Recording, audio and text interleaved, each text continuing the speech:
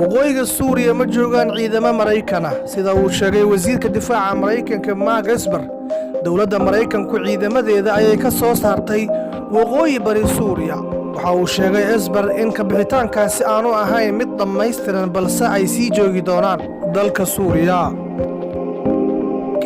Mark Esbar ayaa diiday inuu sheego deegaanada ay ku sii hari doonaan ciidamada Maraykanka balse madaxweynaha Maraykanka Donald Trump ayaa kol hore sheegay in ciidamada Maraykanka ee baaqiga ku sii ahaan doona Suuriya ay joogi doonaan ayna ilaalin doonaan ceelasha shidaalka si ay uga ilaaliyaan in ururka Daesh ay gacanta ku dhigaan iyo sidoo kale inay fuliyaan istiraatiijiyadaha ay damacsan isbahaysiga la dagaalanka Daesh. deegaanadaasi ay faarujiyaan ciidamada Maraykanka waxaa la filayaa inay gaaraan ciidamada dowladda Suuriya. dowladda Suuriya oo garab ka helaysa militariga Ruushka ayaa la filayaa inay deegaanadaasi buuxiyaan.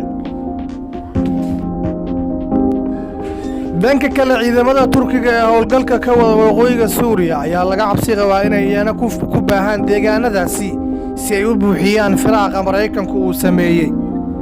booliiska militariga Ruushka ee taageeraya nidaamka Asad ayaa iyana la sheegayaa inay gadaal ka riixayaan ciidamada dowladda Suuriya kuwaas oo damacsan inay Turkiga kaga hormaraan deegaanadaas. sida muuqata booliiska sida militariga u tababaran ee Ruushka iyo ciidamada dowladda Suuriya ayaa buuxin kara deegaanadaasi